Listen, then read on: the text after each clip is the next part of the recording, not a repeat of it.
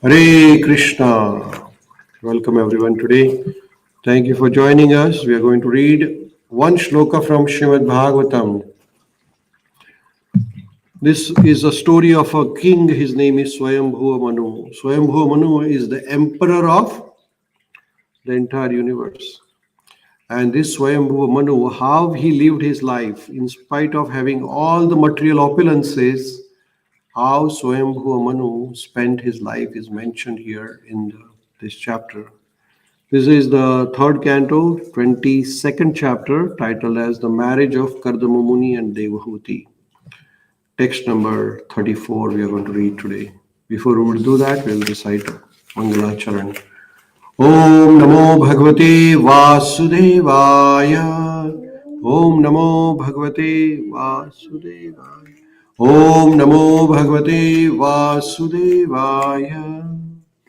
Om Namo Bhagavate Vasudevaya. Om Namo Bhagavate Vasudevaya. Om Namo Bhagavate Vasudevaya. Narayanam Namaskrutyam Naram Chaiva Narottamam Devi Saraswati Vyasam Tato Jayamudiraye Nashtaprayeshu Bhadreshu Nityam Bhagavata Sevaya Bhagavatim Uttama Shloke Bhaktirabhavati Naishtaki. Radraj Śrīmad-Bhāgavatam ki. Reading Śrīmad-Bhāgavatam, 3rd canto, 22nd chapter, shloka number 34. The shloka is on the screen. Nishnatam yogamayashu muni swayambhuva manu yada abhrahmashatam bhogam na shekur bhagavat param. Translation.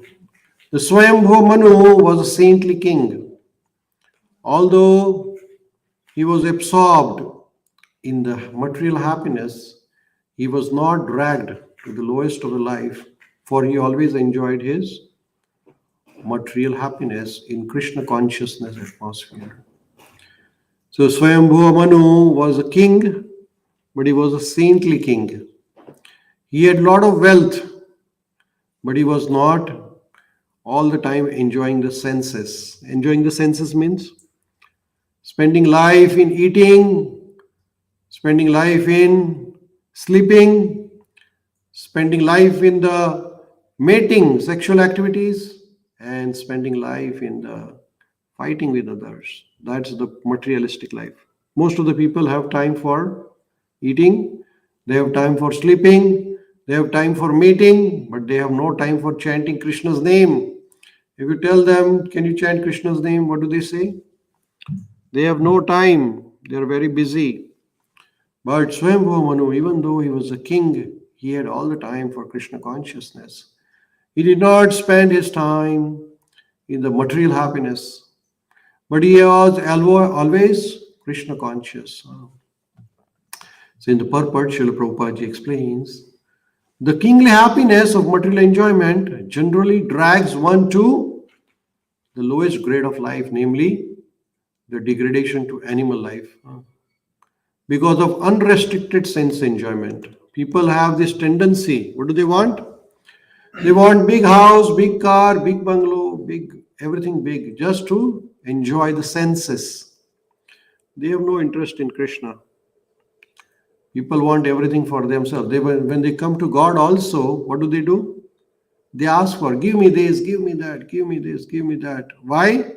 Because they want to enjoy. They want a job, they want house, they want family.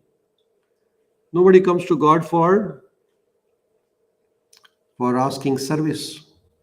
When people come to God, there is a purpose, there is a motivation. Hare Krishna, please don't add little bit of it's fine. Little, don't much. That's it. That's good. That's good. Yeah. Because when they come to God, they have a desire to ask something. But Swayambhuva Manu was a saintly king because the atmosphere created in the kingdom and the home was completely Krishna conscious. When people come to God, they do not even want to listen about God. They want to have, once they are done with asking, they want to go back. They have no time for listening Krishna Katha. They are busy with their own work.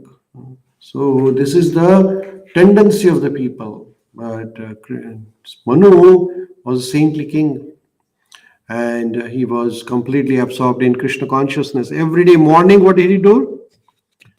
He listened to Krishna Katha. He chanted Krishna's name. He sang Krishna bhajans. But people have no time for these things. They have the time for their own senses. They want to enjoy sleeping. People want to sleep all the time. Is that right? So they spend their time in sleeping, but they do not have time for Krishna. The case is similar with the conditioned souls in the general. They have come into this material world for sense gratification. But if they are able to create a Krishna conscious atmosphere as depicted here, as prescribed in revealed scriptures by temple worship and household deity worship, then in spite of their material enjoyment, they can make advancement in Krishna consciousness without a doubt.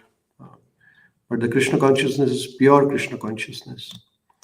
All the time people are busy with their senses.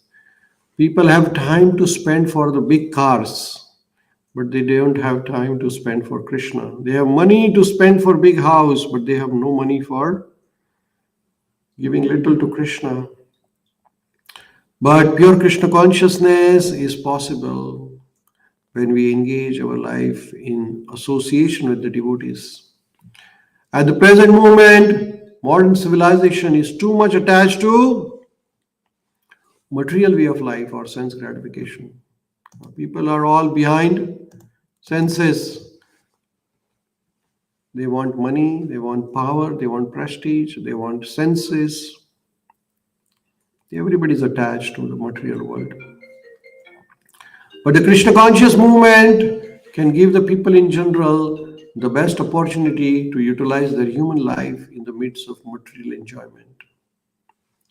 Krishna consciousness doesn't stop in their propensity for material enjoyment, but simply regulates their habit in life of sense enjoyment. Krishna consciousness is all about regulation, moderate eating, moderate sleeping, moderate everything in moderate, not too much, not too less.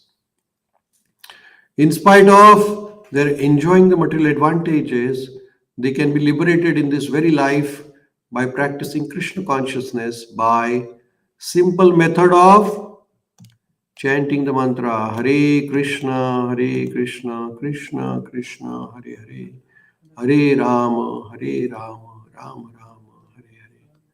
When people come to temple and we ask them, can you chant Krishna's name? What do they say? No time. They have no time for Krishna. They will come, they will, without chanting Krishna's name, they will leave the place. So that is not good. When you come to the temple, you should chant Krishna's name. That is the part of human life. So Krishna consciousness is way to purify your existence. So people should take advantage of this. Maharaj Swayambhu Manu, even though he was a saintly king, he was a big emperor. He was a saintly king. He absorbed his mind in Krishna Katha. So we should engage ourselves and not to drag ourselves to the lowest grade of life, animalistic life, by having material sense enjoyment. With that, we'll pause here. We'll continue our chanting, listening Krishna Katha tomorrow. Rudraj Śrīmad-Bhāgavatam ki jai, Śrīla Prabhupada ki jai.